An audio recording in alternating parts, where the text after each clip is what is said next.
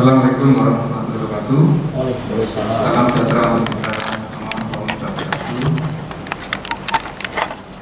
Yang kami hormati Nahdlatul Bali, kalian bersama. Selamat datang di Pasar di Pasar. Yang kami hormati para pihak yang ingin menyampaikan aspirasi. Yang kami hormati juga teman-teman dari Balai Lelang Bali. Selamat datang.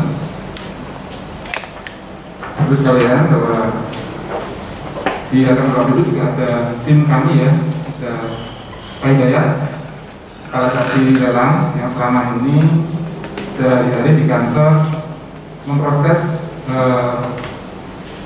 permohonan para lelang, mulai dari permohonan sampai dengan pelaksanaannya. Kemudian sebelah kirinya ada Pak Mas Parto. Ini adalah salah satu pejabat fungsional lelang yang melaksanakan eksekusi lelangnya adalah teman-teman di fungsional ini yang nanti akan kita coba saling.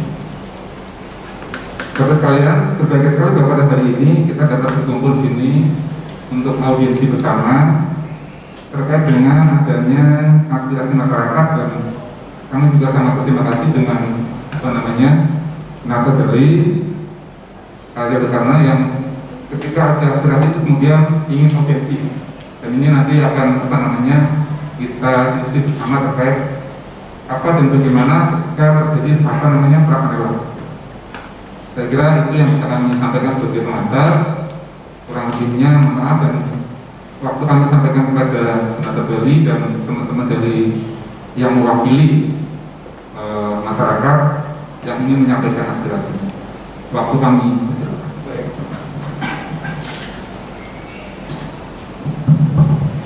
Bapak-bapak dan Ibu peserta rapat dengar pendapat Komite 1 Bidang Hukum, Politik dan Keamanan Dewan Perwakilan Daerah Republik Indonesia, Om Swastiastu, Om Sri Mahalaksmi Yana Maha Swaha. Semoga kita yang hadir di ruangan ini diberkati dengan kemakmuran. Saudara-saudara, Bapak Kepala yang telah menyambut saya dengan baik dan memfasilitasi acara, dan saudara-saudara yang hadir yang tidak bisa saya sebutkan.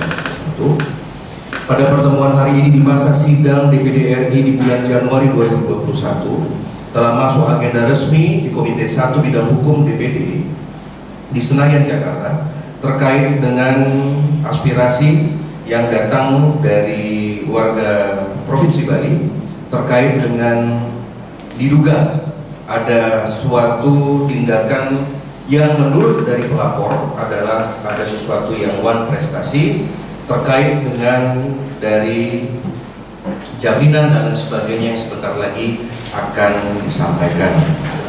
Saudara-saudara, kami mengingatkan anggota DPD sebagai pengawas undang-undang sesuai dengan konstitusi mengacu kepada Kitab Undang-Undang Hukum Perdata, Kitab Undang-Undang Hukum Dagang, Kitab Undang-Undang tentang Perasuransian dan Jaminan Fidusia. Kami dari DPD RI pada hari ini datang ke kantor di bawah Kementerian Keuangan ini dengan beberapa tujuan. Yang pertama, kami ingin mendapatkan laporan resmi dan juga pengamatan langsung bagaimana lembaga negara dalam hal ini dari Balai Lelang termasuk dengan mitra dari PT Balai Lelang yang merupakan satu counterpart untuk wilayah Provinsi Bali, yang nantinya hasil pertemuan hari ini akan menjadi evaluasi masukan dari DPD RI kepada kabinet. Saya telah mengagendakan pertemuan dengan Menteri Keuangan di masa sidang bulan Februari, dan pada saat itulah nanti akan dilaporkan apa adanya terkait dengan hal-hal seperti ini, sehingga kita meminta penjelasan dan juga klarifikasi termasuk juga aspirasi yang sudah kami dengar secara sepihak oleh pelapor yang menyampaikan aspirasi kepada DPD RI. Saudara-saudara, pertemuan ini nantinya akan menimbulkan beberapa konsekuensi. Konsekuensi yang mungkin akan saya sampaikan pada akhir di acara ini. Tentunya akan ada rekomendasi resmi, karena menurut Undang-Undang MD 3 tahun 2018 penyempurnaan dari Undang-Undang MD 3 tahun 2014, seorang anggota DPD RI dapat mengevaluasi kinerja aparat negara yang ditempatkan di wilayah provinsi, termasuk juga untuk nantinya bisa memberikan masukan kepada pemerintah pusat dalam hal ini menteri-menteri terkait dan badan-badan terkait, termasuk aspirasi dari Provinsi Bali, yang dimana secara politik Bali adalah pendukung dari kebijakan nawacita Presiden Joko Widodo terkait dengan nawacita ekonomi. Maka dari itu saya akan pimpin langsung pertemuan hari ini, dan pertemuan ini berlangsung secara sederhana dan singkat saja. Yang pertama, kita akan berikan kesempatan kepada pelapor, jadi Ibu Putu Chandra dan Nyoman Bagus, untuk menyampaikan aspirasinya kurang lebih sekitar 10-15 menit, dan kemudian setelah itu nanti akan ditanggapi oleh tim likuidasi, kemudian oleh PBLBI dan para hadirin yang berkepentingan yang menjadi peserta rapat resmi. Semua pertemuan ini direkam dan akan diunggah secara publik, kemudian akan menjadi dokumentasi dari Komite 1 Bidang Hukum DPD RI B65 Senayan, Jakarta. Maka dari itu saya berikan kesempatan pertama kalinya kepada pihak pelapor untuk menyampaikan aspirasi hadapan DPD RI. Sampaikan saja apa adanya, kemudian jika ada hal-hal yang dirasa janggal dan lain sebagainya juga disampaikan, ya. Nah, jadi demikian dari saya secara umum. Pak Wahyu, saya akan memimpin langsung agar segera kami persilakan langsung 10-15 menit maksimal waktu. Kami persilakan kepada pihak dari pelapor. Terima kasih. Kami persilakan kepada Ibu Putu Chandra. Terima kasih. Saya punya kesempatan untuk hadir di sini dan memberikan aspirasi kepada. Saya cuma ingin minta tolong dan bertanya sebelumnya. Apakah dari BPR Legian ini memang sudah sebenarnya sekian untuk total hutang saya sehingga sampai rumah saya mau dilelang gitu maksudnya, sudah dilelang sampai yang kedua, sedangkan yang pertama saya kan belum tahu untuk masalah lelang itu. Yang kedua memang sudah ada diterbitkan dan baru diterbitkan yang akan dilelangkan tanggal 4 Februari. Itu saya minta tolong sekali bagaimana caranya Pak, apalagi sekarang dalam masa Ibu diceritakan sebagaimana yang Ibu sampaikan di DPD, ya. Kronologi dulu. Oke. Kronologi dari operasi, kemudian diambil oleh BPR, kemudian dan lain sebagainya, sehingga kami di sini bisa jelaskan. Ya, kronologi dulu sampai menjadi nasabah BPR Legian, dan kemudian sampai misalkan muncul surat yang akan rencana dilelang 4 Februari, ya. Oke. Dari pertama, ketika bapak saya masih hidup, sekarang kan bapak saya sudah meninggal, almarhum. Kita punya hutang di koperasi di Nusa Dua, itu sedikit, tidak terlalu banyak, 400 juta. Setelah itu, setelah terbayarkan, kita pindahkan karena bapak saya butuh uang untuk modal usaha. Karena bapak saya kan dulu punya servis AC, kulkas, freezer dan lain sebagainya di Batu Bulan, dan itu kena tipu. Jadi kita harus mengembalikan uangnya juga untuk hotel-hotel. Kita kan banyak ada servis hotel ke villa gitu. Terus juga dipakai untuk usaha juga. Kita pindahkan ke BPR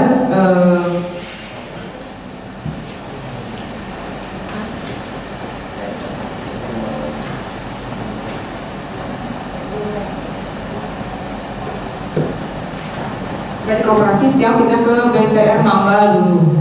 Setelah Mambal kita pindahkan lagi untuk nambah lagi modal usaha untuk bapak yang juga serta sekolah adik, itu dipindahkan ke koperasi Bunda yang di Kerobokan. Itu nambah juga, tapi kena provisi juga, provisi administrasi, jadi kita dapatnya sedikit. Setelah di Bunda kita sudah pembayaran lancar. Di sana karena bunganya 2%, kita pindahkanlah ke Legian karena dibilangnya oleh Bu Nur itu bunganya 1,7%. Saya pikir memang benar 1,7% dan provisinya saya pikir enggak 11% atau 12% itu ya. Seperti yang BPR Legian bilang. Setelah tanda tangan, saya baru tahu gitu loh kalau di sana bunganya 2,25%. Jadinya itu malah tambah lebih banyak dan membludak gitu jadi yang utangnya. Sampai pertama 800 juta, setelah itu menurun, saya ada pembayaran memang 3-4 kali.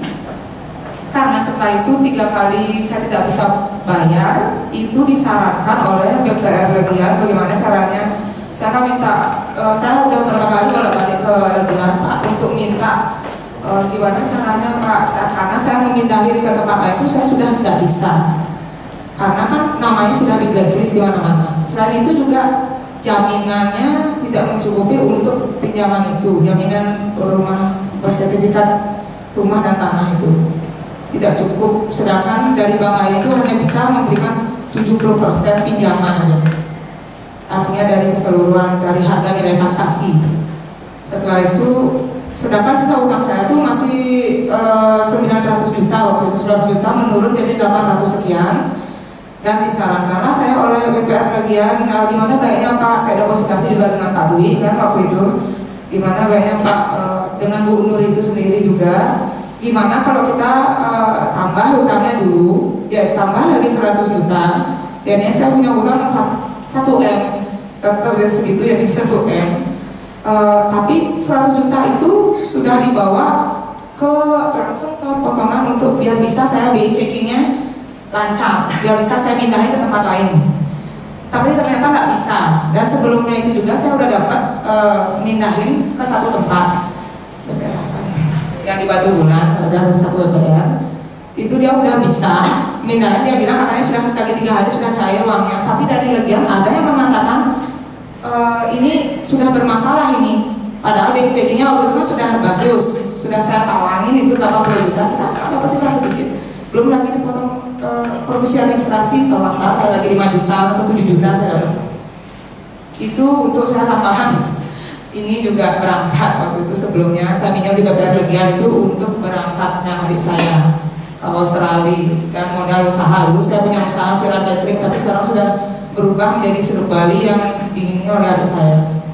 Makanya kan dari saya itu selaku saya maksudnya bukannya gimana, saya ingin biar enggak rumah saya dilelang dulu, saya minta tolong dengan Bapak. Tiba-tiba soalnya dari BPR Legian sudah mengatakan, saya sudah berkali-kali ke BPR Legian juga kan Pak Dwi, itu saya sudah berkali-kali sama adik ke sana seperti tidak ditanggapi gitu loh, maksudnya saya jangan dulu dilelang Pak, karena kita masih ada etikat baik, dan saya juga baru memulai usaha Seluk Bali. Baru mulai usaha Seluk Bali ini saya mau ada etikat bayar gitu maksudnya, walaupun sedikit tapi disuruh pelunasan langsung kan oleh Legian itu, karena memang itu aturannya, satu bank bangkrut kan itu. Yang kedua, apa tidak ada jalan yang lain lagi Pak, karena memindahkan sudah tidak bisa, makanya langsung dibawa ke badan lelang begitu aja gitu. Karena saya ingin menyelamatkan rumah orang tua saya gitu. Gimana Pak? Artinya salah satu concern dari kita bahwa Ibu sudah beberapa kali datang ke BPR, ya, sudah beberapa kali datang. Sudah datang. Ketemu juga dengan Pak Dwi juga, artinya konsekuensinya kan sekarang banknya dalam proses bangkrut ini Pak. Tapi kita masih ada jangka waktu 10 tahun, apa tidak bisa itu maksudnya saya tanya atau bagaimana? Karena kita dari kita itu sudah akan ada itikat baik untuk membayar gitu Pak. Karena saya baru memulai usaha lagi dari awal. Karena dulu kan apalagi COVID kayak gini Pak. Ya maksudnya nggak apa-apa. Jadi nanti staf hukum saya dari Bu Kartika nanti ditelaah dari hasil pertemuan ini akan ada beberapa rekomendasi saya. Jadi rekomendasi itu pasti ke Menteri Keuangan. Kita akan lihat dari kasih pelayanan lelang seperti apa kinerjanya. Ya, yang nomor 2 kepada hakim-hakim yang menunjuk dari tim likuidasi ini, itu kan mahkamah. Jadi saya kan bisa, saya sebagai anggota DPD, sebagai mitra presiden, saya bisa memberikan rekomendasi kalau si orang si A si B ini di blacklist, nggak boleh lagi kepilih lagi. Bisa saya lakukan itu karena begini, karena hasil pertemuan ini akan jadi jurisprudensi.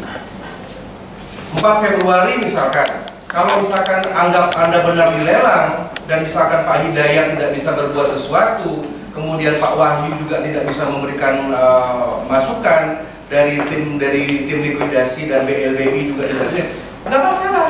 Saya akan kunci di Jakarta, gitu loh.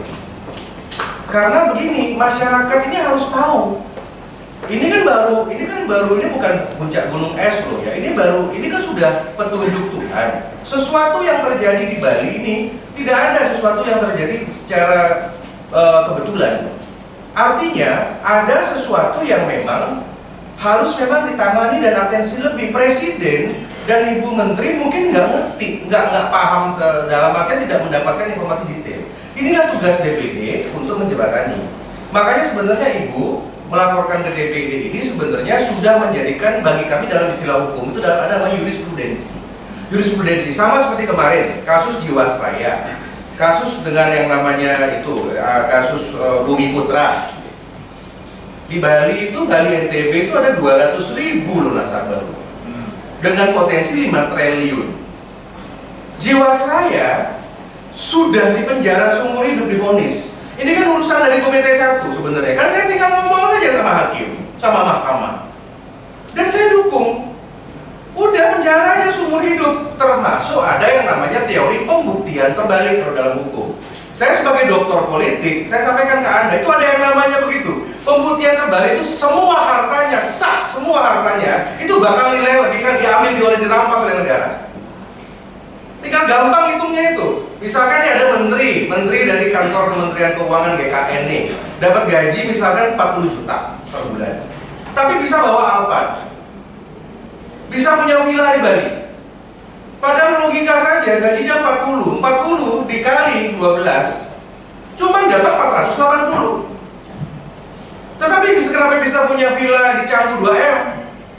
Kenapa kita, kalau saya saja mobil di Jakarta ya setara ya paling cuma kijang gitu ya sederhana lah kami ini. Kita bisa lihat kan, bisa amati. Caranya gampang juga, bisa kita amati dari Instagram. Makanya dengan Pak Kanwil kemarin saya cerita. Bisa lihat aja dari Instagram model gaya hidup keluarganya gimana. Gampang, itulah dipakai untuk pembuktian terbalik. Tenang saja. Apakah nanti pejabat itu bisa dicopot? Saya tinggal ngomong sama menteri. Udah, nggak usah direken ini pejabat. Ya, kerjanya nggak becus. Saya minta keluarkan dari Bali. Karena dulu saya juga pernah merekomendasikan pemecatan atau bukan pemecatan, pemindahan mutasi dari pejabat kepala BI Bali. Ya, saya tinggal berbicara sama gubernur. Masalah administratif likuidasi ini bagus. Nanti kan ada surat berbeda. Sebentar kita dengar sama-sama. Misalkan Bapak, Ibu sudah dilayani misalkan sama Pak Dwi beberapa kali. Sudah tidak ada, nggak masalah. Besok ketika ada misalkan penentuan dari negara karena ditentukan hakim, saya bisa ngomong dong kepada pimpinan, kepada mahkamah, udah orang ini nggak usah. Karena ngurusin DPR lagi aja nggak becus. Gitu loh. Itu yang namanya credential. Credential kan track record. Apalagi Pak Jokowi senang sekali dengan hal-hal bersih-bersih. Dan ini untung yang nangani DPD. Kalau ini yang nangani sudah partai politik udah beda. Untung saya independen, saya akademisi, saya paham. Ya, jadi di satu sisi saya juga sebelum nanti kita ke tempat yang lain. Sekarang kan keinginan Ibu ini sudah punya itikat baik untuk bisa melunasi bagaimana. Cuman yang saya lihat ada suatu proses yang mungkin membuat Ibu sebagai nasabah BPR Legian yang sudah pilot ini bertanya-tanya kok ada proses yang nggak layak begitu ya. Misalkan tidak adanya komunikasi yang baik. Tapi Ibu saya juga ingatkan yang namanya hutang itu pasti harus dibayar. Sama dengan hutang di finance, ya relaksasi. Tetapi makanya saya tanya sama Ibu, dulu almarhum ayah ada suatu asuransi kredit atau tidak? Itu maksudnya. Karena kalau secara peraturan, setahu saya kemarin ketika dialog dengan bank-bank besar, itu dirut-dirut karena ada masalah tentang masalah relaksasi, kalau ada asuransi kredit, otomatis itu akan ditalangi kan begitu. Nah sekarang harus jelas juga, nggak terjadi seperti apa. Nah dan dalam maka dari itu saya paham Ibu sebagai warga negara ingin mempertahankan tanah tegak rumah istilahnya yang sekarang sedang ditempatkan yang tidak luas juga. Nah sekarang bagaimana prosesnya? Nanti dari hal ini kalau memang masih Ibu merasa keberatan, kita akan lihat tanggal 4 Februari DPD RI akan buatkan rapat yang sama di kantor saya di Senayan. Ya kalau sudah di sana, sudah urusan, sudah pasti, sudah evaluasi kinerja seperti itu.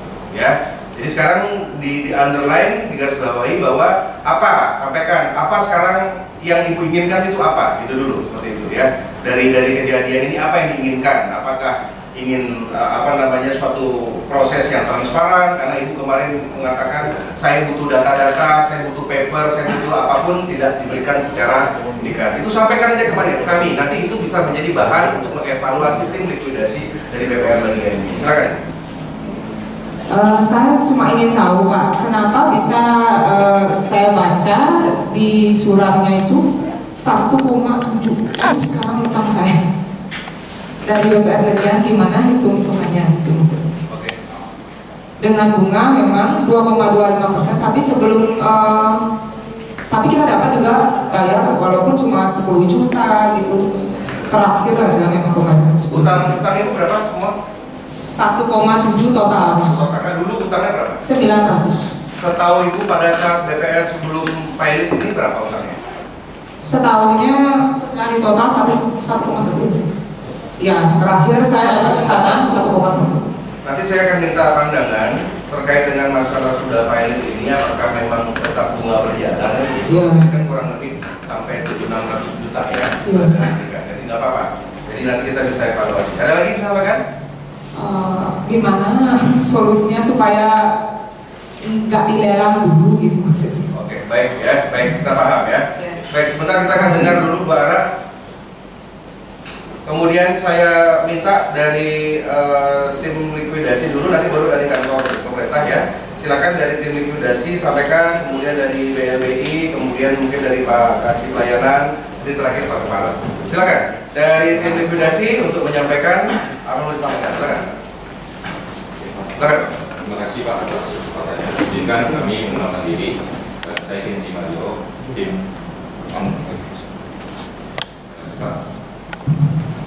saya Kenji Mario, anggota tim likuidasi merangkap ketua yang kami secara notabene ditunjuk per awal tahun 2021 ini. Jadi kami tim yang kedua nih informasinya. Kemudian setelah saya Pak Bimo juga baru sebelumnya menangani BPR yang di Kaliste.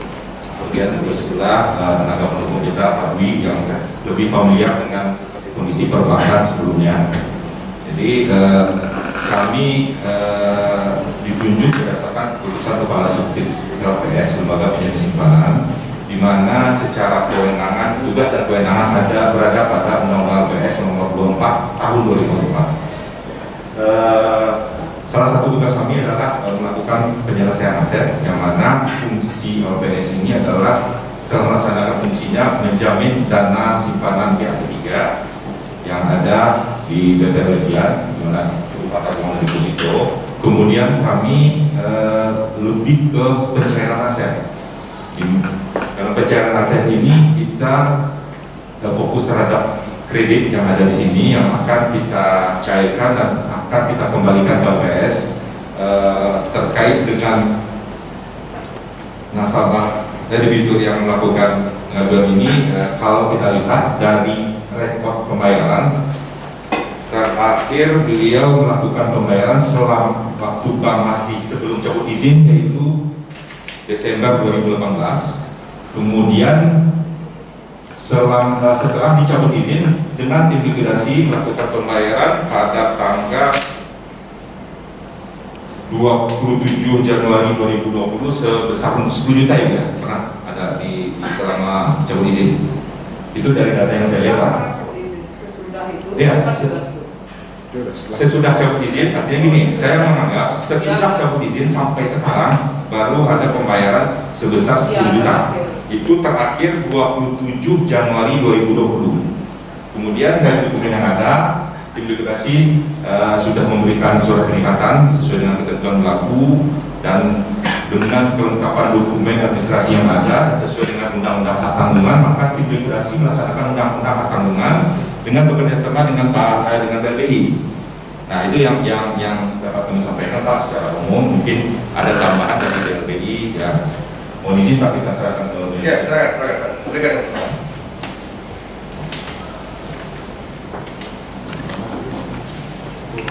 Om Swastiastu. Assalamualaikum warahmatullahi wabarakatuh. Salam sejahtera buat kita semua. Bapak Ibu yang saya hormati, Senator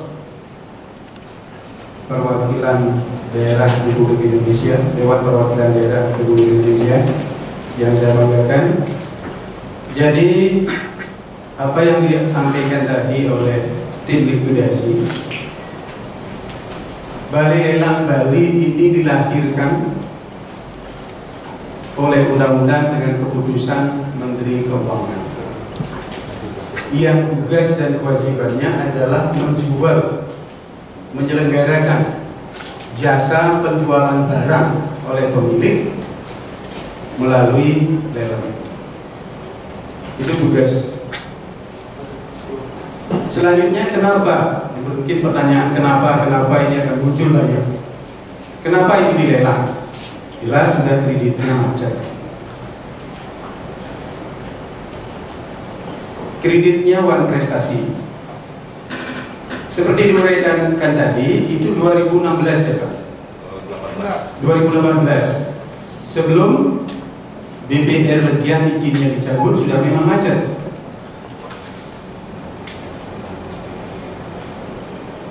Dengan adanya kemacetan itu masuklah karena kita ada MOU kerjasama ke Balai Lelang Bali. Sebelum masuk ke Balai Lelang Bali kita sudah cek juga, checklist namanya. Surat kelengkapan berkas yang mesti kita akan ajukan ke KPKNL yang dalam hal ini wilayah Denpasar, yang semuanya telah memenuhi syarat. Nah kemudian kami melakukan pembinaan turun. Mungkin salah satu pernah ketemu saya. Nah, Mbak, ini akan dilelang. Mohon segera dilaksanakan pembayaran. Atau pindah barang dulu dengan cara lain. Itu pembinaan kami ke bawah. Nah ternyata sampai dengan pengajuan penetapan lelang juga yang bersangkutan tidak bayar. Kemudian setelah ada penetapan kita buat pengumuman selebaran shock terapi. Ini sudah ditetapkan lelang, segera lakukan pembayaran lewat selebaran. Ternyata juga dalam waktu 2 minggu tidak ada pembayaran. Kemudian di shock terapi lagi lewat koran. Nanti artinya malu kita kalau memang sampai lewat koran, juga tidak sampai detik ini ada pembayaran dan pelunasan. Nah karena itu syarat demi syarat sudah terpenuhi, maka di tanggal 4 ini melalui KPKNL Denpasar lelang itu tetap berjalan. Nah sekarang dasar-dasarnya itu poin demi poin sudah terpenuhi. Karena setiap debitur yang kreditnya macet, untuk mengembalikan uangnya bank, itu prosesnya melalui KPKNL wilayah Denpasar.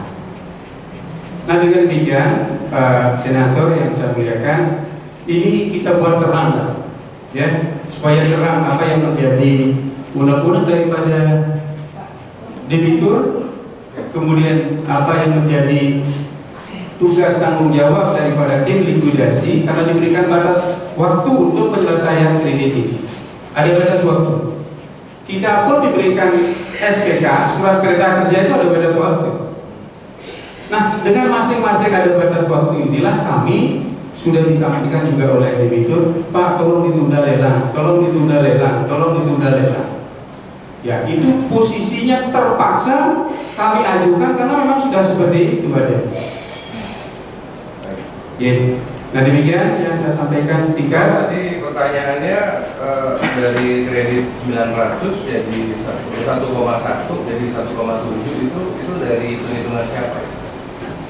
Itu pastinya dari tim likuidasi. Kita punya hitung-hitungan tersendiri Pak. Mungkin tim likuidasi punya ranah untuk bisa menjawab. Jadi kalau dari imigrasi kita mengacu perhitungannya dari perjanjian kredit. Jadi ketika bank ini dicabut izin, imigrasi akan melakukan perhitungan kembali data yang ada menyesuaikan dengan perjanjian kredit.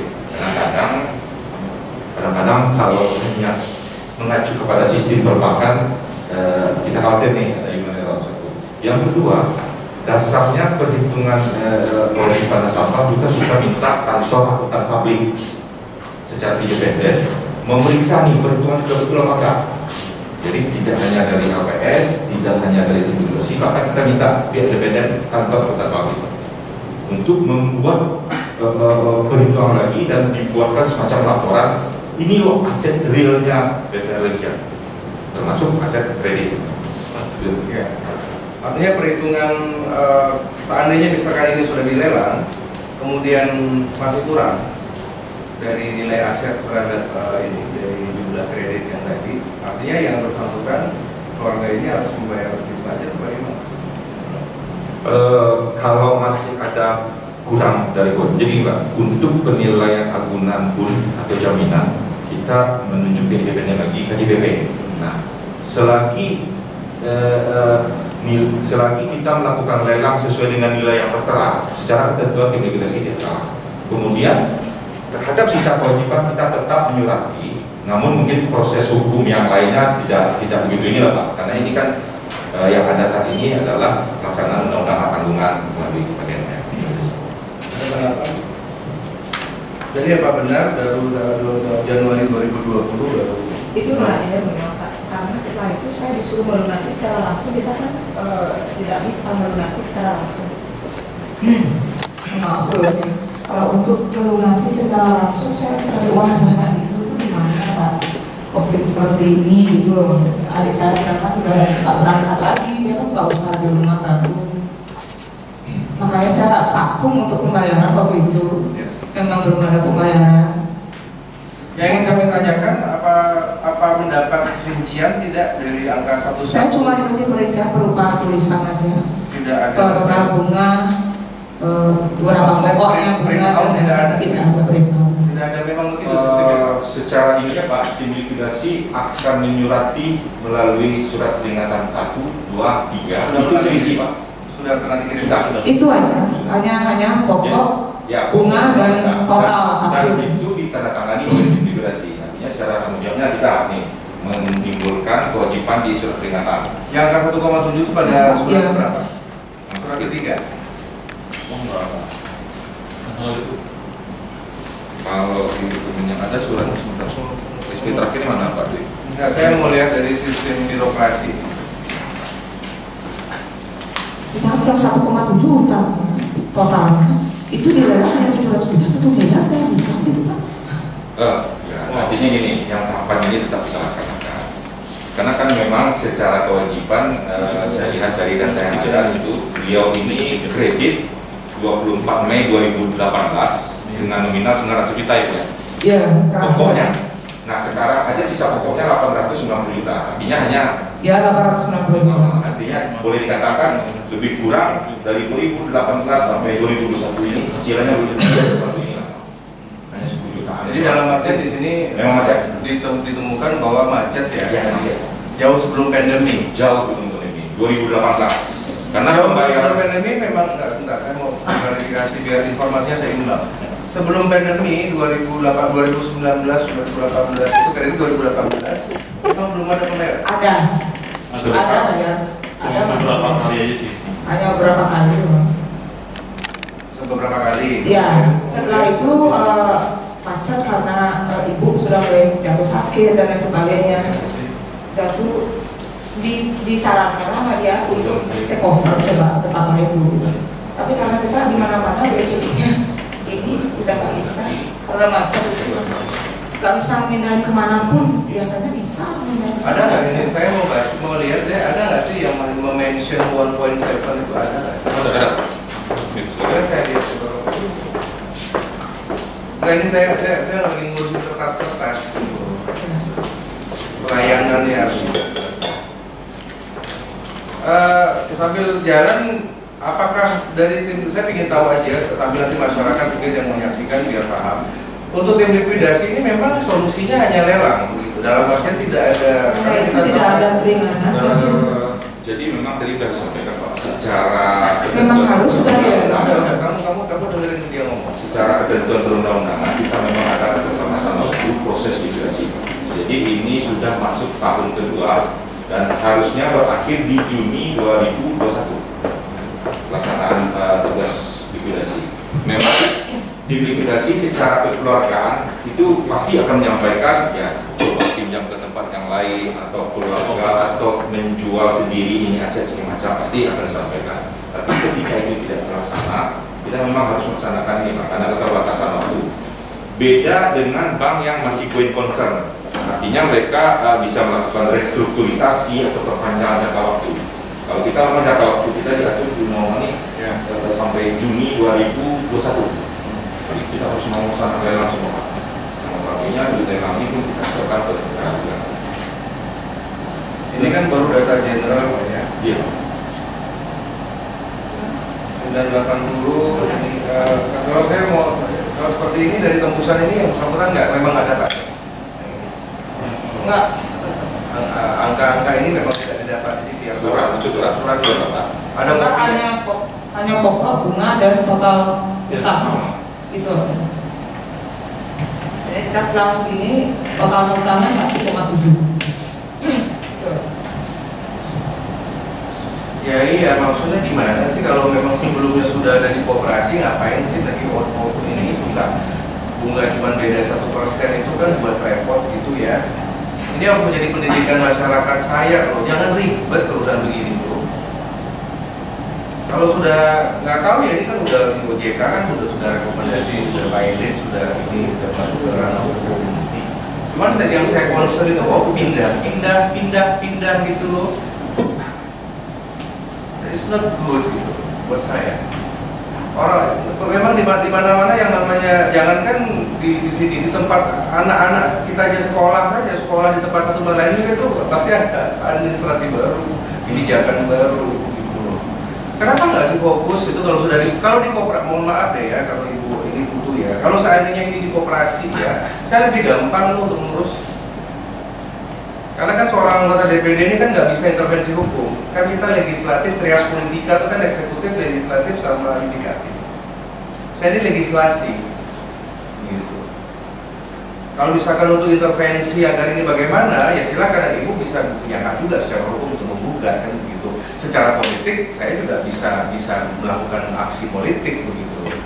Ya ini memang saya menurut saya Pak ya, kalau saya lihat saya juga sebagai sarjana ekonomi gitu, kalau saya melihat angka gitu ya within 2 years lah, 2 tahun dari 900 jadi 1,7 gitu ya kan, buat saya agak kurang normal gitu, apalagi memang ada kebijakan relaksasi.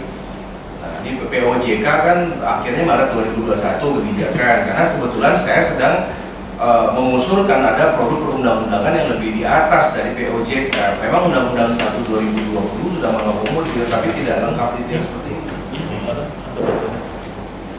Ya, jadi memang agak tinggi sih, sangat tinggi ditambah denda juga dan begitu ya 1,7 ya. Yang ini yang menjadi PR ke depan seperti itu ya. Silakan nih kalau misalkan ada tambahan dari tim likuidasi. Ada lagi? Yang ini sampai ke dokter ya? Langsung aja Pak.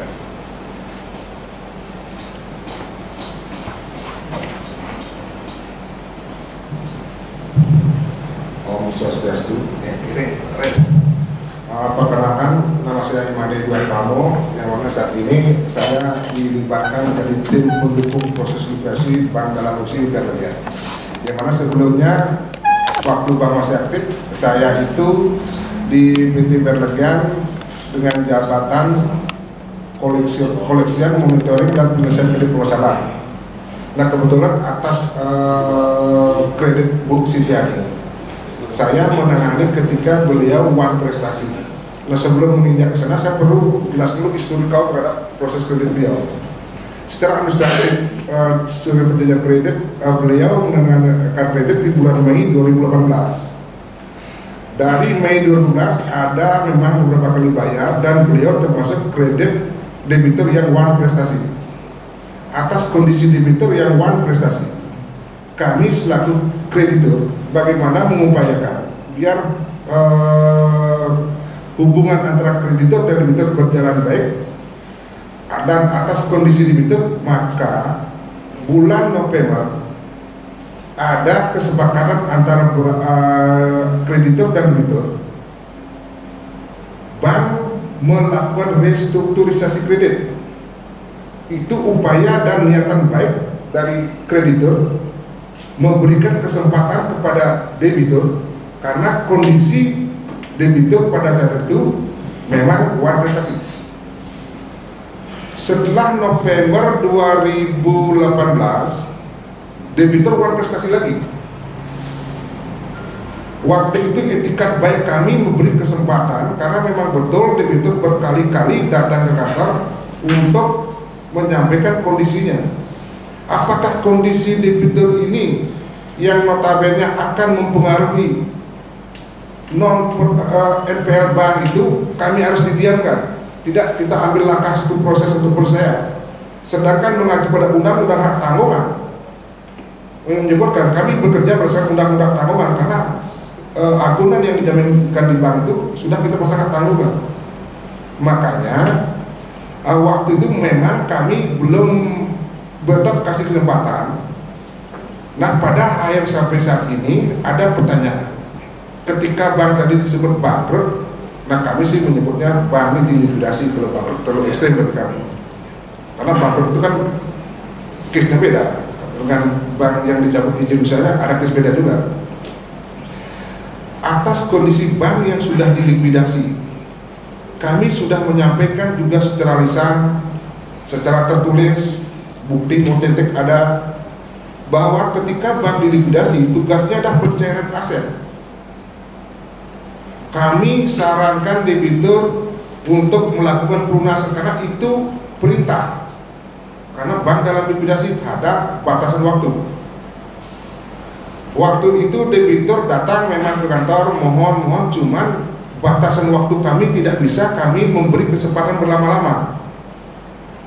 Apakah tidak ada jalan lain? Ada permintaan debitur minta perpanjangan waktu. Bagaimana kami bisa beri perpanjangan waktu sedang bank sudah tidak aktif? Maka dari itu, karena kami tim pendukung likuidasi ada batasan yang ditugaskan sama pihak LPS, secara lisan, secara tertulis, pembinaan sudah kami lakukan. Pada akhirnya debitur ya rata-rata hampir 90% sekarang debitur ini alasnya COVID. Memang benar, cuma kalau historikalnya debitur ini sudah one prestasi sebelum COVID. Harus kita fair. Harus kita fair juga. Saya sampaikan, ini sebuah prestasi sebelum COVID. Kami selaku bank masih aktif waktu itu memberi kesempatan. Saya bilang kembali tadi. Sekarang kondisinya bank sudah dilikuidasi. Kami ada batasan waktu. Apa yang harus kami lakukan? Restrukturasi gak mungkin bisa. Bank sudah tidak aktif. Upaya untuk melakukan take over kami sarankan kepada debitur, mohon maaf sampai sekarang belum bisa.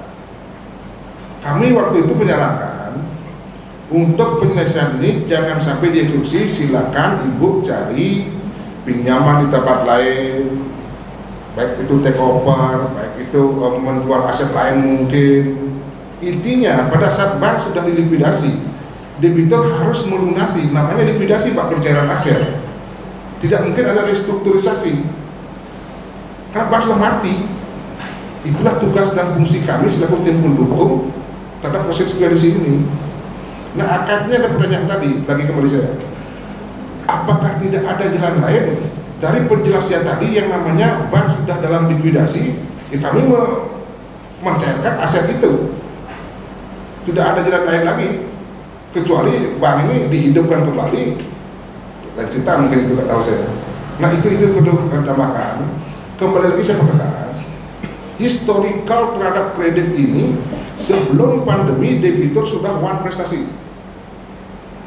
Saya nggak kebanyakan pak, banyak debitur tipikal dan ciri-ciri debitur pak, ada punya duit tidak ngaku punya duit, tidak punya duit ngaku-ngaku punya duit. Ada memang debitur yang tidak ada punya duit. Saya nggak suka setiap debitur bermasalah yang dipakai alasan pandemi, padahal dia berisiko sebelum pandemi. Ini saya harap juga menjadi sebuah edukasi kepada semua. Artinya biar kita paham lah, yang namanya menurut saya nih orang pekerja kelas bawah ini utang bagaimanapun juga harus terbayar menurut saya Pak. Kalau misal utang bisa dibayar dengan cara mengadu sana masih hanya untuk memperlambat proses ini akan merusak perekonomian juga menurut saya. Sekali lagi saya garis bawahi, debitur one prestasi sebelum masa pandemi pertama, kedua debitur kita sudah sampai ke secara lisan dan tertulis, bukti otentik ada. Apakah terakhir pertanyaan bisa ada dan lain? Saya nyatakan dalam kondisinya sepengetahuan saya, pada saat kondisi bank sudah likuidasi, debitur harus menyelesaikan tunggakannya, kodenya. Maksudnya sudah tidak ada jalan untuk dalam kondisi tidak normal ya? Ya, untuk relaksasi dalam mungkin. Enggak mungkin Pak, mohon maaf sekali, karena bank sudah dilikuidasi Pak disebut izinnya. Kecuali bank masih aktif, bukti kami etikat baik kami saudara-saudara debitur, November 2019. Atas one prestasi itu kami lakukan restrukturisasi Pak. Kenapa dari 900 menjadi 97? Ini ada dua pinjaman. 900 tunggakan melakukan restrukturisasi dengan cara konversi tunggakan menjadi pokok. Ada dua pinjam muncul di sana. Dari dua pinjam itu, pinjam pertama ada tunggakan, pinjam kedua ada tunggakan. Terakumulasilah dia menjadi sekian. Nah, berapa besar bunga, berapa besar dana itu mengacu kepada perjanjian kredit yang sudah ditandatangani para pihak.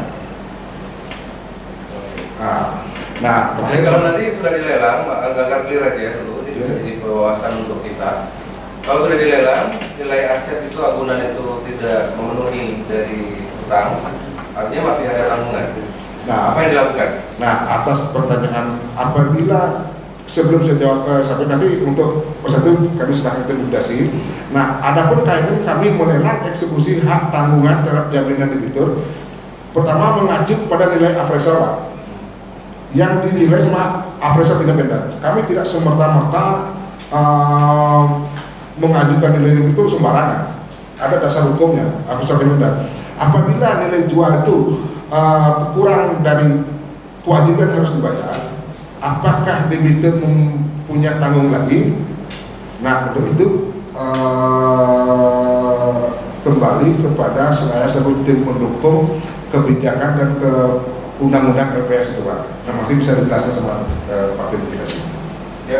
Terima kasih atas waktunya, semoga bermanfaat. Ya. Saya tutup dengan pengawasan. Terima kasih Pak. Silakan Pak, tambahkan.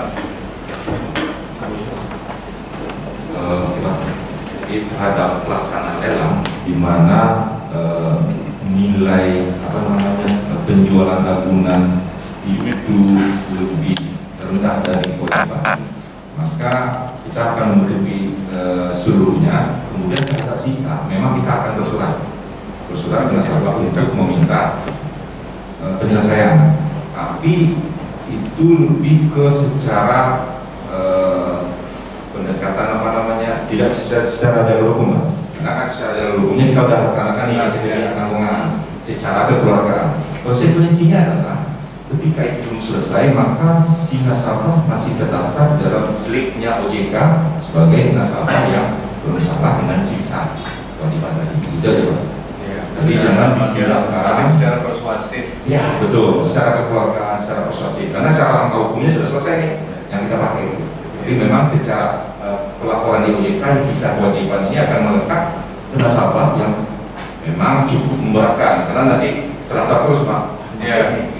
Gitu Pak. Jadi sudah jelas ya penjelasannya bahwa kalau sudah ini misalkan ini dilelang dan memang berjalan, artinya memang ya ibaratnya secara de facto gitu kan, bahwa tidak ada secara persuasif akan dianggap di sistem ya, di sistem memang masih ada beban seperti di checking di OJK seperti itu, tapi tidak ada suatu keharusan karena sudah ada undang-undang 24 yang bacakan di LPS sudah paham. Jadi paham ya, jadi satu beban pikiran kan sudah terjawab pada hari ini, dan ini mungkin kita akan sampaikan juga kepada masyarakat. Baik, hal-hal yang lain yang terakhir kalau saya dengan badan ini dari tim likuidasi sebelum nanti saya dari kantor pemerintah untuk memberikan masukan. Jadi yang nilai 1,7 ini tidak bisa lagi ya di otak-atik ya, dalam artian anggaplah memang dengan histori track record sudah bukan prestasi sebelum pandemi, ada moral hazard lah di sana. Saya rasa kira-kira dengan angka 1,7 ini, saya ingin tahu aja apakah bisa tidak dari debitur masih bisa untuk renegosiasi atau sesuatu. Jadi kalau dengan ranah lelang memang kita diharuskan menerima pembayaran sesuai dengan harga limit yang kita ajukan. Terhadap nasabah yang memang mau melakukan pelunasan, jadi kita biasanya ngasih kesempatan ke nasabah 2 hari sebelum jadwal lelang, masih kita kasih kesempatan ya Pak ya, untuk melakukan pelunasan. Nah, sesuai dengan ketentuan PLTS juga ada namanya haircut atau diskon atau potongan terhadap kewajiban bunga. Secara ketentuan undang-undang dan PLTS-nya itu tim likuidasi punya kewenangan untuk melakukan potongan utang maksimal 500 juta maksimal ya. Lewat dari itu kita harus minta persetujuan langsung untuk usaha. Nah, dasarnya potongan utang ini salah satunya nasabah kooperatif. Artinya kadang-kadang nasabah ini selama ini melakukan perlawanan tiba-tiba aja nih nggak di ketentuan PLPS-nya nasabah kooperatif.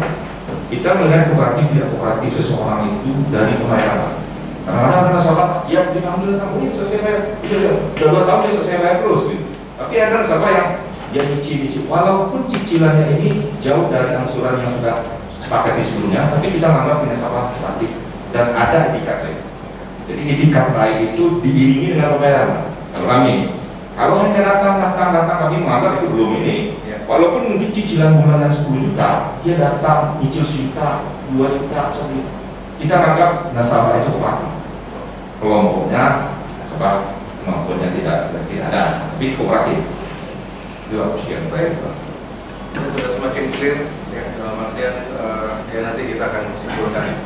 Terima kasih informasinya dari tim likuidasi dan akhirnya DPD RI mendapatkan informasi 2 arah terkait dengan aspirasi ini, dan kita sudah mengerucut tinggal 2 pendapat lagi dari Bapak kasih pelayanan mungkin ya, silakan untuk bisa memberikan masukan. Nanti terakhir Pak Wahyu ya, pandangan baru nanti kita silakan Pak. Jadi pandangan ini secara negara seperti apa? Silakan. Assalamualaikum warahmatullahi wabarakatuh. Selamat siang.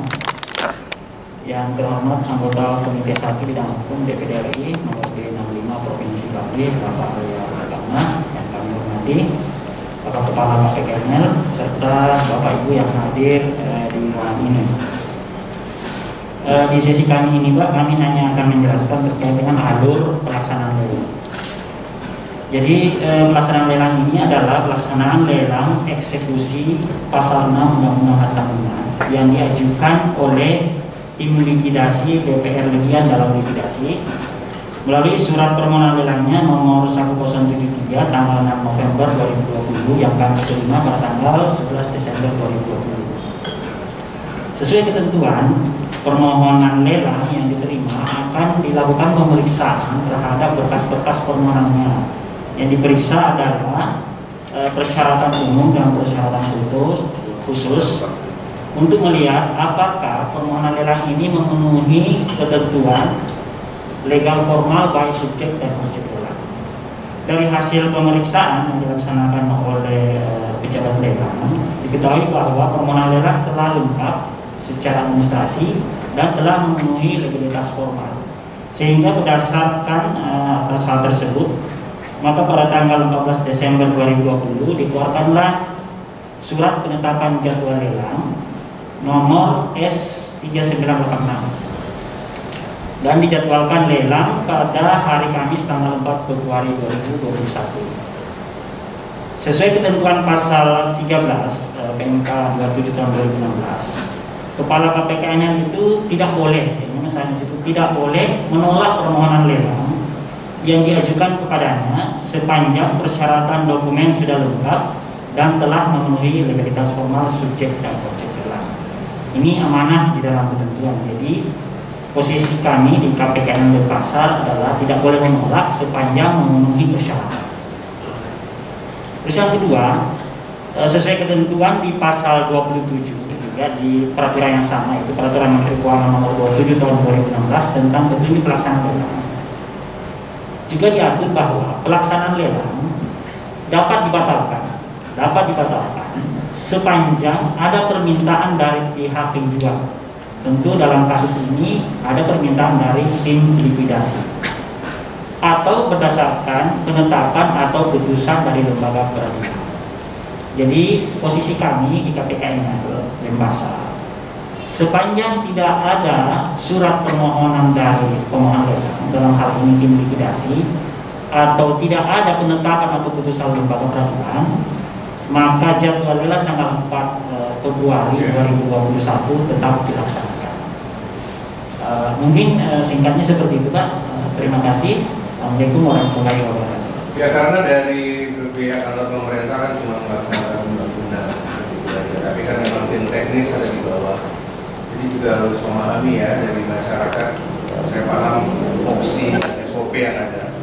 Dan tapi untuk masalah tadi kan sudah ada dibuka opsi-opsi kan, opsi-opsi ada keringanan-keringanan seperti itu ya. Semua sudah bicara. Tapi kembali ke track record.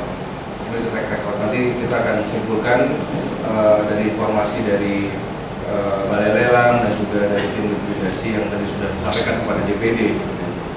Baik, kalau boleh tahu Pak, dari kinerja dari KPKNL begitu ya, mungkin kita akan awali pertamakan. Ini arusnya selama pandemi ini cukup besar ya. Dalam artian ada peningkatan atau bagaimana dari statistik? Kalau dari realisasi selama tahun 2020 memang ada penurunan pelaksanaan lelang, karena seperti tadi kami sampaikan, realisasi kami itu hanya 67%, Pak. Artinya memang ada penurunan yang cukup signifikan. Walaupun terus terang penurunan untuk pelaksanaan lelang ini lebih kepada lelang-lelang besar, Pak. Maksudnya lelang hotel yang memang karena sama kita ketahui industri pariwisata saat ini memang sedang dalam kebutuhan berat. Tapi untuk lelang-lelang berupa rumah ataupun tanah, ruko masih sesuai data, Pak ya, masih berjalan. Demikian, Pak. Sistem online membantu Pak ya, pendaftaran dari ini sudah ya, karena sistemnya memang dari Kemenq ya, jadi sudah bagus sih kalau saya perhatiin terakhir ya. Selama ini kan masih belum ada pengaduan sih, tapi dalam artian kan sistem hampir sama seluruh Republik kan. Baik. Silakan dari sebelum Pak Kepala ada lagi mau ini didaftar, Pak Suparta ada, ada yang mau nambahkan masih sebelum beliau?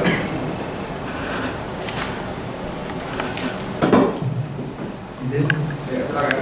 Pak Wahyu, para pihak yang kami hormati, Om Swastiastu. Assalamualaikum warahmatullahi wabarakatuh. Tadi sudah dijelaskan secara detail oleh Kepala Seksi Lelang Pak Hidayat. Perlu kami tambahkan lagi satu terkait dengan pembatalan lelang. Tadi sudah disebutkan pembatalan lelang bisa dilakukan atau dilaksanakan atas permintaan penjual, atas penetapan atau putusan pengadilan. Kemudian dari satu ada pembatalan dari pejabat lelang apabila persyaratan lelang tidak lengkap pasca penetapan lelang. Misalkan dari contoh SKPT tidak terbit atau pengumuman lelang salah. Mungkin itu yang perlu kami tambahkan. Terima kasih. Oke, terima kasih. Dari bagian hukum ada sosialisasi, ada bagian hukum? Ada Pak, kasih hukum kami Pak Wiji. Pak Wiji, ini kan sebenarnya Pak Wiji ini kan masalahnya mispersepsi ya. Dari kantor ini ada tidak sih upaya untuk mensosialisasi ke apa selama ini dari enlightenment secara hukum? Kebetulan saya di Komite 1 Bidang Hukum ada kira-kira yang sudah dijalankan apa saja? Terima kasih. Terima kasih. Assalamualaikum warahmatullahi wabarakatuh. Om Swastiastu. Salam sejahtera bagi semua. Mungkin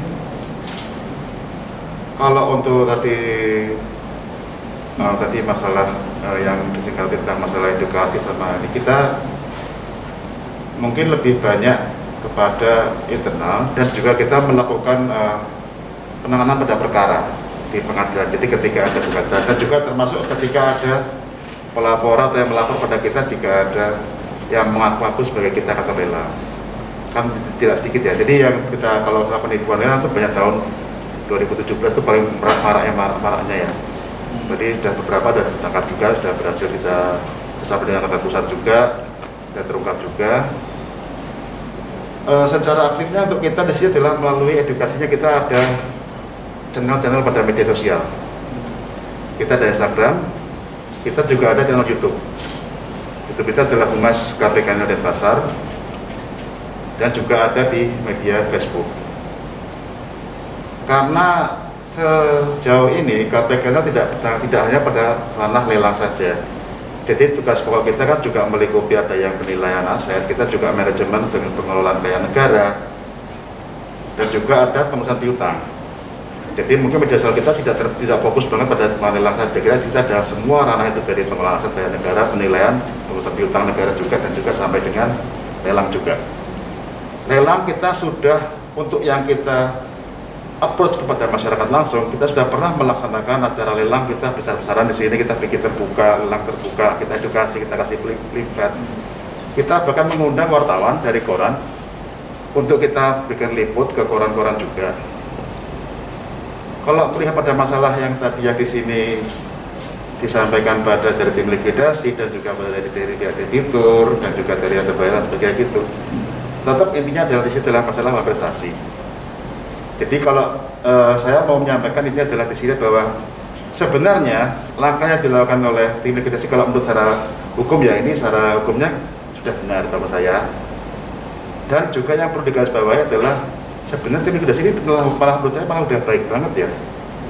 Karena tadi sebagaimana disampaikan, uang prestasi sudah sejak 2018. Benar kan tadi? Kira-kira ya. Itu jauh sebelum Covid. Merujuk pada Pasal 6 Undang-Undang Nomor 4 Tahun 1996 tentang hak tanggungan dan hak atas tanah yang berkaitan itu, jelas sebutkan bahwa kreditur ini berhak melelang jika debitur sudah berprestasi. Itu sudah jelas banget di situ. Dan itu dibuktikan dengan apa? Adanya peringatan. Itu adalah kuncinya, bahwa ketika adanya berprestasi diberikan 1 kali, 2 kali, 3 kali. Bahkan setahu saya, perbankan pun juga ketika dia melakukan pelelangan, dia sering melakukan peringatan SP 1, 2, 3 itu bahkan lebih, bahkan sampai dengan 9 kali, 10 kali peringatan, dengan harapan ya nggak usah dilelang lah, tolong dong. Bank pun juga nggak enak gitu loh maksudnya. Dari pihak tim likuidasi pun saya yakin gitu, ini tolong dong dibayar. Cicil berapa? Perlu diketahui juga, kita di KPK dulu ada namanya PUPN, Panitia Urusan Piutang Negara. Saya pernah menjabat juga sebagai Kepala Piutang Negara di Sulawesi dulu. Sama dengan yang disampaikan tim likuidasi, kita melihat bahwa keaktifan. Kita menilai bahwa debitur itu kooperatif dan berniat baik jika dia melakukan pengangsuran, entah berapapun itu, rutin. Itu dulu saya jadikan dasar kalau ini. Jadi zaman dulu PUPN itu kan juga masalah perbankan juga, kita juga menerima piutang macet dari bank-bank yang BUMN, BRI, BNI, BRI, BNI, Mandiri, BPD, segitu.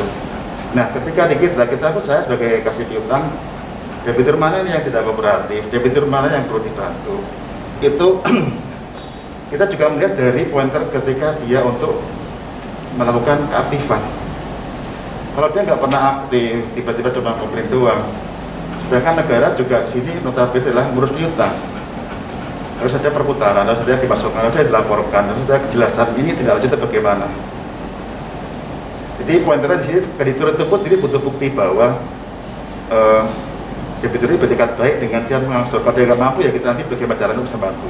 Saya yakin teman-teman tim likuidasi juga pasti bantu, Pak. Oke. Gitu. Terima kasih dari saya. Ya, assalamualaikum warahmatullahi wabarakatuh. Saya rasa sudah lengkap ya. Silakan. Dari Bapak Kepala, silakan bisa menyampaikan kesimpulan. Dan saya tutup dengan kesimpulan dari DPD. Silakan. Terima kasih Bapak sekalian. Saya kira audiensi di pagi hingga siang ini sangat memberikan gambaran yang cukup menyeluruh ya. Karena kita mendengar dari sisi pelapor ya. Kemudian kita juga mendengar dari tim likuidasi, ada dari panitia lelang, dan juga dari tim KPK bagaimana posisi proses mulai dari pengajuan lelang sampai dengan tanggal nanti ketika dieksekusi. Dan saya kira ini memberi gambaran juga kepada semua ya. Terkait dengan edukasi, mungkin saya tambahkan ke Senator bahwa memang edukasi yang terlaksana selama ini adalah ke pihak perbankan ya, bahkan baik BUMN maupun BPR ya, kemudian juga dengan balai lelang, kemudian juga terkait dengan debitur namanya tidak terjangkau ya.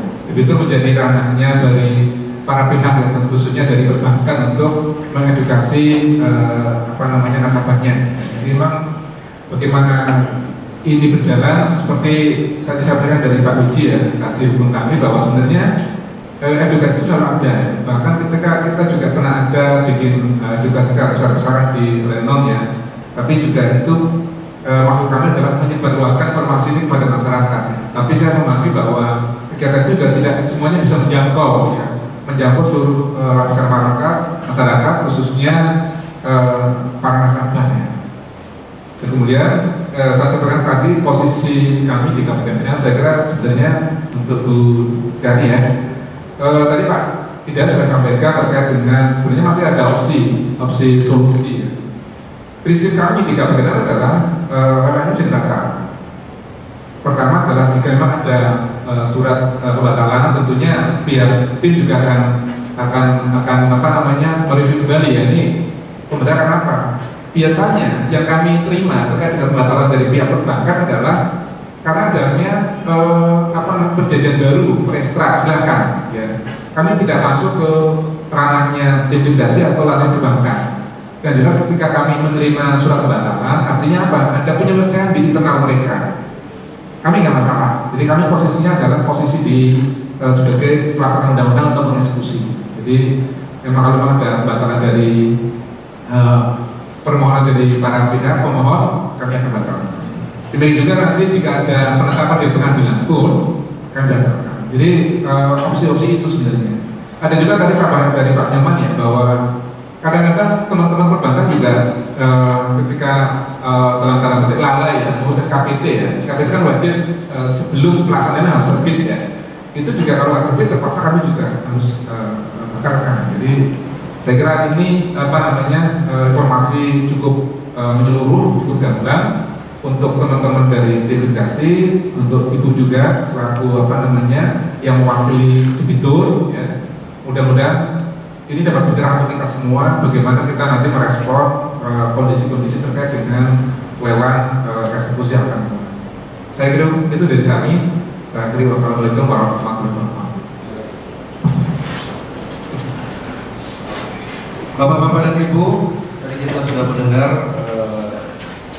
seluruh permasalahan sudah didengar oleh para pihak, dan juga saya menghargai sekali fasilitasi dari kantor Pak Wahyu, terima kasih ini dari KPKNL dan juga dari PT Lelang Bapak Dirut, beserta dari BLBI, kemudian dari tim likuidasi dan juga jajaran serta dari pelapor. Prinsipnya adalah kita menghargai ketika ada kaum marhain, wong cilik begitu, menyampaikan aspirasi ke DPD, maka DPD sesuai dengan Undang-Undang MD3 dan amandemen keempat Undang-Undang Dasar 1945 harus menindaklanjuti. Ibu Putu, kita sudah tidak lanjuti aspirasi sehingga informasi yang tadi kita dengar tidak saja Ibu Putu, tetapi saya juga selaku DPD bisa mendengar secara jernih, secara gamblang apa yang telah disampaikan. Dan tentunya Ibu Putu harus paham, seorang anggota DPD itu sejajar sama presiden. DPD, DPR, presiden.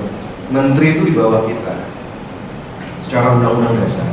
Makanya kalau presiden pidato, yang disebut pertama itu DPD, DPR, baru gubernur. Kekuasaan kita nih tinggi kok. Jangankan cuma pejabat di daerah, menteri aja kalau ketemu presiden kita bisa sampaikan, tolong dong dievaluasi. Dan itulah fungsi negara demokrasi. Kementerian Keuangan yang dipimpin oleh Ibu Menteri Sri luar biasa, kita harus dukung penuh. beliau adalah menteri terbaik di dunia. Nah, cuman kan kemarin kan banyak sebenarnya yang sedang kita tata. Salah satu yang menjadi perhatian saya di Bali adalah terkait dengan kita ini juga harus, ini Pak Wahyu juga Pak, kita ini harus meremove ASN-ASN yang agak-agak radikal. Dan salah satu yang menjadi laporan yang banyak masuk di sini, Bapak boleh periksa track record 5 tahun yang lalu. Saya datang ke sini, saya bantu tentang aset Tirnon, macam-macam di sini. Termasuk juga ada di airport.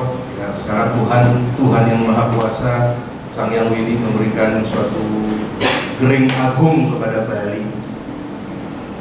Sudah hukuman Sang Yang Widi lah ini ya, terhadap kita manusia-manusia yang mungkin agak sombong gitu. Jangan dilihat Bali itu pada saat berjaya, tapi lihat juga Bali pada saat jatuh seperti ini. Saya memahami. Ini juga jadi pelajaran untuk anak-anak muda seperti saudara-saudara, dan ini juga saya akan sampaikan ke seluruh Bali bahwa agak bijaksanalah dalam mengelola keuangan, dan Bali pasti akan mendapatkan perubahan ke depan. Karena kenapa? Saya lihat dari kasus tadi, seandainya misalkan ini Ibu Putu, misalkan Ibu Putu ini melihatnya dari sisi seandainya misalkan tidak over kredit take over di BPR, saya lebih gampang. Kemarin tuh banyak yang datang ke kantor DPD yang kreditnya di LPD dan di koperasi, karena undang-undangnya beda, nggak ada penjelasan seperti ini karena kooperatif gitu loh ya.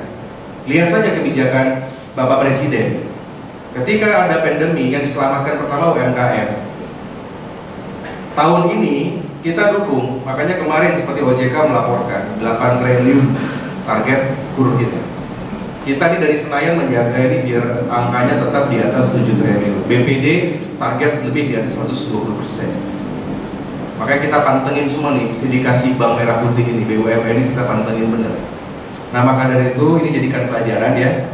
Tadi sudah secara gamblang ada yang namanya moral hazard. Jangan sampai nanti sesuatu yang sudah terjadi sebelum pandemi, tetapi banyak ada orang yang mengaku bahwa pandemi ini dijadikan suatu alasan. Tapi saya memahami. Nah, mengenai hal-hal itu nanti saya akan sampaikan beberapa solusi yang mungkin secara tertutup kepada Ibu. Nanti Ibu nggak apa-apa bicara sama kami di BPD. Tetapi kita hargai kinerja dari mereka. Apa yang dilakukan ini sesungguhnya adalah tidak ada suatu hal memang yang luar biasa menurut saya. Cuman kalau menurut saya ini misalkan seperti tim likuidasi mungkin agak harus lebih transparan, lebih banyak melayani begitu. Karena saya sampaikan begini, saya bisa saja berdasarkan absensi ini, mohon maaf ya, saya bisa rekomendasikan ke pusat, sudah deh untuk saya sebagai anggota DPD Komite 1, saya nggak puas sama kerja tim likuidasi, mohon maaf ya, Bapak sudah Januari baru masuk, orang baru gitu ya, yang kemarin sempat diganti, karena kita kan juga baca itu, termasuk pengawasan terhadap kemarin yang tersangka kan, yang narapidana kita sudah amati juga, itu sudah urusan saya dengan mahkamah. Tapi mohon maaf deh, kalau seandainya saya mengatakan enggak, saya nggak puas sama penanganan, ini bukan SOP-nya yang saya perhatikan, lebih kepada sisi manusiawi. Suatu saat kita ini bisa ada di sana, Pak. Kita nggak boleh sombong. Dalam begini saja, kalau orang Bali percaya hukum karma, begini Pak. Suatu saat kita bisa duduk di sana, ada masalah. Kalau nggak kita, anak kita di sana, itu hukum karma itu. Saat titik komanya dihitung sama Tuhan. Pak Kanwil, ya Pak Kepala bisa, Pak Hidayat semua, ya Pak Wiji semua bisa out dari kantor ini. Presiden cuma 2 periode, kecuali DPD aja bisa selama-lama ya terserah sama DPR. Kalau seandainya misalkan kita perhatikan, yang saya lihat adalah sisi kemanusiaan, pelayanan. Seperti tadi, makanya saya tanya lebih kepada Pepa kan, pernah nggak dapat kopinya? Karena yang ini ngaku hanya tulis-tulisan bagaimana. Beberapa kali datang, jangankan masyarakat yang nggak salah, yang salah aja negara akan melindungi gitu, negara akan memfasilitasi. Makanya kita punya undang-undang tentang lapas. Orang yang salah aja sudah divonis aja kita masih reken, masih pelihara gitu. Jadi jangan sampai nanti saya menerbitkan surat, sudah deh tim ini biarin aja, saya kasih aja waktu dulu, udah Tapi berikutnya mohon maaf, Anda bisa nggak terpakai. Yakin? Saya melakukan itu di Bali. Karena ketika saya datang ke kantor saya perhatiin ini gimana, sesungguhnya saya perhatiin semua pejabat ini kan direkam semua, perhatiin. Kan tinggal saya bisikin besok pas sidang di Jakarta saya lihatin aja Bu Sri. Sama seperti waktu saya protes mengenai biaya cukai di airport. Ketika acara di Center Paradise kemarin saya sampaikan sampai kaget-kaget, Bu Sri, benar Pak Senator begitu? Iya Bu, Ibu nggak tahu anak buah Ibu di Bali begini. Begitu ya, begitu. Makanya aja saya rekomendasi udah tahu ya cukai segala sesuatu yang sempat ada pidana waktu itu kan ada yang apa ya waktu itu waktu zaman visa on arrival sama juga waktu itu masalah apa yang di kedatangan internasional. Masuk kemarin kami dengan pajak juga dengan Pak Kanwil pajak juga kita sampaikan, kita apresiasi loh beliau. Kita apresiasi sekali kinerja bagus, saya ngerti, maka kita berikan masukan tentang arah atau sesuatu. Ya. Nah maka dari itu saya minta terutama kepada tim likuidasi dan BLBI, karena BLBI mau tidak mau kan ada undang-undang gitu. Tetapi masalah nyaman kerja atau enggak, karena masalah begini, masih untung si ibu melapor ke DPD Pak. Kita masih selesaikan begini. Ada masyarakat yang lebih pintar, mereka akan kirim langsung surat ke Jakarta. Dan Jakarta sangat pusat sangat senang dengan success story. Makanya sekarang kan bukan tangan besi saya bilang, tapi kan main copot sekarang. Ada masalah pemaksaan jilbab di Padang, copot, Pak Menteri ngomong. Copot, saya dulu copot, out. Gak boleh radikal-radikal Indonesia. Kemarin Pak Menteri Cahyokumolo, Menteri di ASN, udah copot. Ada masalah viral di aparat kepolisian di TNI, copot hukum. Artinya jangan sampai ada berita buruk dari Bali datang, terutama di kepemimpinan Pak Wahyu. Mohon maaf, hati-hati. Sekarang kan orang bisa DM di Instagram Kemenq Bu Sri, kan bisa lihat. Kalau misalkan kamu keberatan, sampaikan aja ke mahkamah, kamu DM Bu Butu sama ini sama saudaranya, sampaikan aja saya nggak puas sama kita ini, kita lanjutin. Oh presiden aja baca kok Twitter, baca semua dimonitor. Saya pun sebagai DPD, kebetulan kalau Arya Weda karena ngunggah ya pasti jangkauannya 3 juta, 4 juta. Saya sebagai pemenang pemilu, pendukung saya banyak di Bali. Saya tinggal beginikan aja, spread informasi, spread udah. Ya. Maka dari itu kita membutuhkan sinergi. Makanya kata Bung Karno benar, kalau Anda ingin menjadi besar, Anda harus bergaul sama orang-orang besar. Ya. Kita punya tokoh-tokoh hebat di nasional. Maka itulah peran kami dari DPD sebenarnya. Yakinlah kalau besok-besok ada satu promosi karir ini yang muda-muda ya. Saya melihat banyak saudara-saudara saya masih potensi bagaimana. Kedepan ini kan kita harus pimpin Republik Pak. Harus pimpin Republik, kecuali Pak Kanwil ya nggak mau lagi karena udah lebih baik saya di Bali aja gitu ya, karena lebih enak gitu ya, oke. Tapi yang muda-muda kan pimpin Republik, ngapain di daerah? Di daerah memang santai, tapi di Republik kita bisa ngatur Indonesia. Seperti saya keluar dari Bali, saya jadi pemimpin Republik di sana gitu, jadi wakil rakyat di Senayan. Kita suka ngatur Republik Indonesia. Makanya tolong track record itu dijaga dengan baik. Seperti itu ya. Apalagi nanti gelombang-gelombang mutasi dan lain sebagainya akan berjalan. Nah makanya jangan sampai masyarakat melakukan sesuatu yang tidak patut begitu. Karena masyarakat punya hak. Seperti beliau melapor sudah dilindungi oleh undang-undang yang Md3. Tetapi ibu juga harus paham, saya sebagai anggota DPD tidak bisa mengintervensi. Saya harus menghormati. Kayak begini bisa. Kalau misalkan copot penjabat boleh, rekomendasi resmi. Saya ngomong bisa, kan politik. Untuk politik itu bisa dilakukan gitu ya. Ini kerjanya nggak bagus ya tim. Out bagaimana bisa saya. Sama seperti Bumi Putra. Kemarin Jiwasraya sudah tersangka. Sekarang tinggal Bumi Putra aja nih. Duitnya ini karena saya ingin selamatkan itu. Bumi Putra itu sudah 100 tahun, tapi ada oknumnya, udah masukin proses. Nah, itu bisa saya dari komite hukum karena kita kalau di Jakarta kita rapat dengan menteri, dengan Mabes, dengan Panglima, dengan Kapolri, dengan jaksa bisa dilakukan. Ya, seandainya misalkan ada yang memang dikira melanggar. Tetapi overall saya menyampaikan kepada Ibu Putu dan keluarga sekarang menghadapi 4 Februari karena saya tadi mendapatkan laporan kan. Ini sudah ada satu track record jejak rekam. Jadikan ini pelajaran, kita ini nggak masalah. Kalau ini memang ini namanya juga karma orang tua kan gitu ya. Cuman ini yang menjadi pendidikan untuk kita, jangan sampai terjadi lagi. Kemudian kepatuhan terhadap kredit dan lain sebagainya, termasuk jejak rekam itu memang sangat penting sekali di bidang keuangan. Ya, nanti akan secara tertutup saya akan berikan hal-hal nasihat kepada ibu dan keluarga. Yang selanjutnya nanti dari tim likuidasi, karena saya sangat terbatas, sebelum nanti saya mengeluarkan rekomendasi tertulis resmi kepada pusat, saya minta dari tim likuidasi untuk bisa menyiapkan suatu kronologi ya. Mungkin saya dapat kopi-kopi tembusan ya.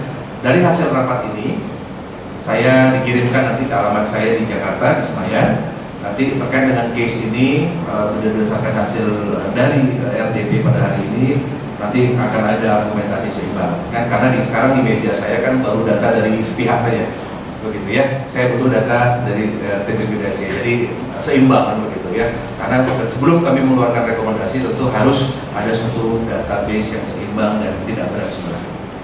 Selanjutnya peran dari Kepala Kanwil Kantor ya, untuk edukasi ya, terima kasih tetap jalankan walaupun terbatas Pak ya. Nanti kami juga akan bantu terkait dengan masalah ini, kita akan bantu untuk sosialisasi ke masyarakat dan kami memahami besok-besok ketika masyarakat ada masalah dengan pelelangan, dengan hal seperti ini, kita sudah tahu Pak jalurnya, bagaimana cara penanganannya, dan hal ini kita akan jadikan suatu jurisprudensi.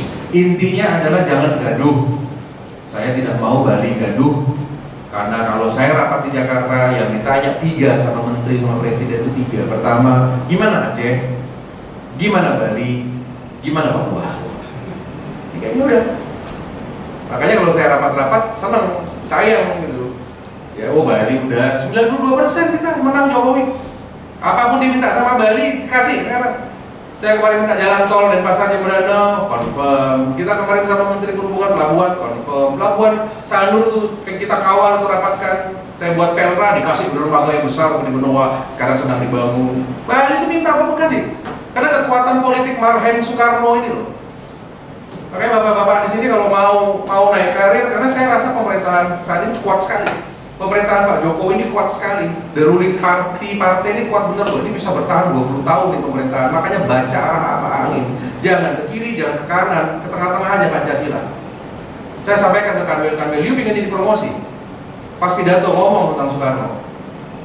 Pasang tuh besok tuh hari pahlawan, hari apa pasang. Suka Jakarta begitu. Kan ada disikat. Kalau enggak mohon maaf deh. Sekarang lagi tegas-tegasnya dan saya mendukung. Kalau setelah HTI dibubarkan, FPI dibubarkan, kita akan bubarkan lagi hal-hal yang lain. Negara galak sekarang negara. Makanya saya dukung BUMN ASN itu jangan sampai nge-post yang macam-macam. Ya, pegawai-pegawai Pak ya, tolong deh jangan nge-post yang radikal-radikal. Itu ada tim cyber sendiri, apalagi kata Prof Mahfud MD, Pak Muhammad Mahfud MD, 2021 ini akan diaktifkan cyber. Jadi kalau misalkan nanti ada begini tinggal dilaporin aja Pak, mohon maaf tuh pegawai di kantor di Renon itu di GKN ada ngetek tuh, ada ngetek yang radikal tuh, udah proses, kalah sekali sekarang. Ya saya cuma ini dan mohon maaf di GKN ini masuk ke zona kuning sebenarnya dalam hal seperti itu karena dulu pada pemerintahan sebelum Jokowi memang agak-agak radikal di sini seperti itu. Saya ingatkan dari sekarang aja dan makanya saya dorong sekarang jatah stan sekolah anak akuntansi kemarin ketika ada dari ini ada university kerjasama kita dorong Indonesia Timur Bali, makanya kita ingin bantu juga pembebasan lahan di Renon bekas eks perumahan. Kalau tadi Bapak hitung masalah aset kita dukung. Apa yang sekolah Jakarta Bali buat lebih banyak putra-putra daerah yang maju. Ya inilah peran kami sampai 2024 kader bersama Pak Jokowi. Terima kasih kepada saudara-saudara yang telah hadir di pertemuan hari ini dan nantinya saya akan memberikan suatu arahan dan pada prinsipnya saya cukup puas dengan pertemuan hari ini. Informasinya sangat gamblang sekali dan tenang saja, keluar dari pintu ini kita sudah harus menjaga nama baik ya. Saya bagaimanapun juga kantor ini adalah salah satu yang saya sayangi, sering saya beracara di GKN di sini, di kompleks ini, jadi kita bantu Ibu Sri ya, kita bantu menteri kita, jadi jangan sampai ada hal-hal yang terlalu menonjol sebenarnya masalah ya.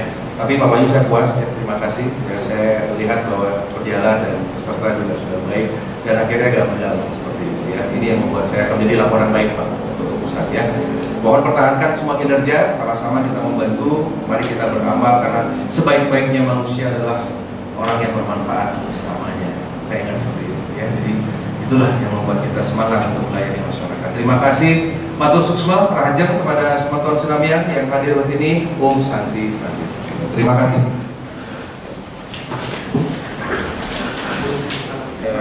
Satu, dua, tiga.